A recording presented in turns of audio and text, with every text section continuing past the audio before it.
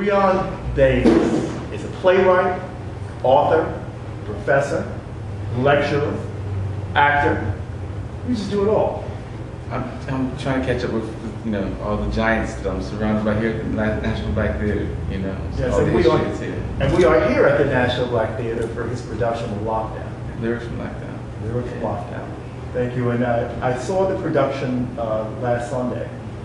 I thought it was very compelling and very powerful.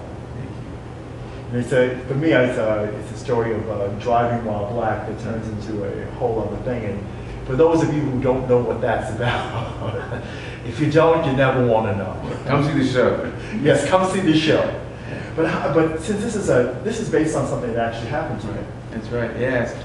And at first I was reluctant to write about it, but I was encouraged by one of my teachers, Lonnie Guinier, to tell the story and to use all of the art that I've been exposed to and grew up creating and performing to pull it together to tell the story with some of the most talented people that I've ever worked with. And I think I'm really glad that I was encouraged, really glad that I ended up doing that, because it seems that there's a whole lot of folks that want their story to be told. And it's happened to so many folks that I think it's resonating with so many folks from the communities that have been coming out to see the show, because there's a serious problem still with both policing and prisons that's affecting black and brown communities and poor and working communities in New York and around the country.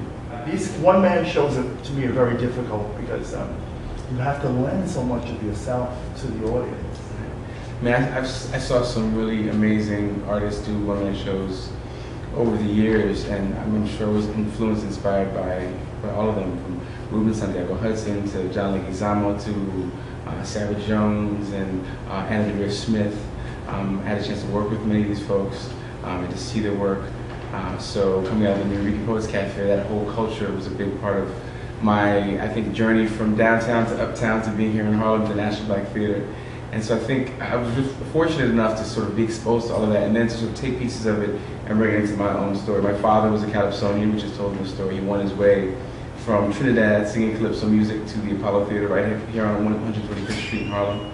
So all of that was a big part of it. And then Nathan Williams is a brother who was about the same age as me. He was thrown on death row when he was just 17 years old and has been wrongfully incarcerated for a crime that he didn't commit. And so the irony of our stories, of our experiences being so similar and so different, really was all I needed to know to actually see that these two stories could weave together well into the way that we have for Lyrics from Lockdown. But that's what you did. I mean, there really is another character here, and it is Williams, and he kind of talks back to you almost in letter form. Right. And it kind of lends another voice, even a more sympathetic voice than yours, because in a way, since you're on the stage, we knew eventually you got out. Right. And, Exactly. And unfortunately, he's still there. He's still there. We've had some small victories. In 2010, a federal judge declared that he was innocent and should be released. That was then overturned. It was appealed by the state of Texas.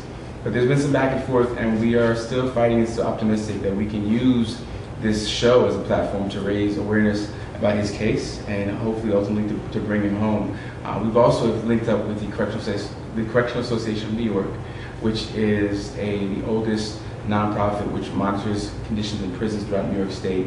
And we're working together on the Raise the Age campaign to raise the age of criminal liability in New York to the national norm. New York and North Carolina are the only two states where you are still charged, incarcerated, when you're under 18, and you can be locked up still with folks who are adults. So we're using the show, this piece of art, as an activist tool.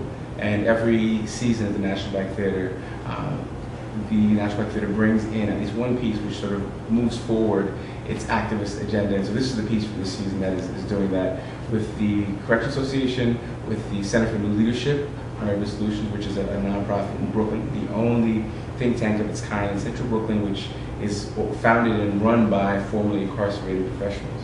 So we are very much motivated, inspired, and in collaboration with folks who are most directly affected by this prison crisis, this mass incarceration crisis that has 2 million people locked up in this country and 8 million people under its web if you count parole and probation.